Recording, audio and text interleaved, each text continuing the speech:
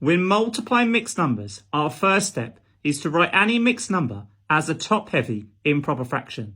To do this, we always keep the denominator the same, in this case 3.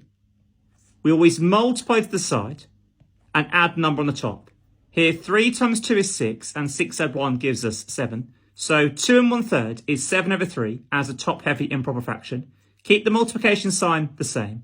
Again, we're converting a mixed number to top-heavy. We keep the denominator the same, in this case 4.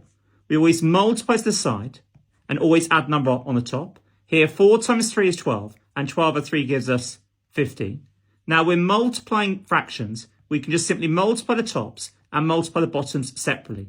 On the top here, 7 times 15 will give us 105. And the bottom 3 times 4 gives us 12. As we're asked to give our answer as a mixed number in its simplest form, we know that 12 divides into 105 8 times, because 8 times 12 gives us 96. And as I had 105, I know 105 subtract 96 gives us the remainder. In this case, the remainder is 9. And our remainder always goes to the same denominator. In this case, our denominator was 12. Leaving the whole number alone, in this case 8, we should always check whether we can simplify the fractional part. Well, 9 over 12, they're both divisible by 3. So I'm going to divide the top and the bottom of my fraction by 3. Well, 9 divided by 3 gives us 3. And 12 divided by 3 gives us 4.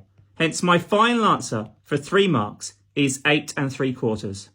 A quicker method when multiplying mixed numbers, well, our first step remains the same. We always write each mixed number as a top-heavy improper fraction. But before multiplying the tops and multiplying the bottoms separately, we should check to see if any of the diagonals will simplify. Look at my first diagonal. Here I've got top left and bottom right. Well, 7 and 4, there's no common factor in 7 and 4, so that won't simplify. Look at my opposite diagonal.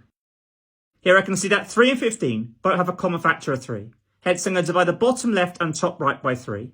Well, 3 over 3 will simplify to give us 1, and 15 divided by 3 will give us 5.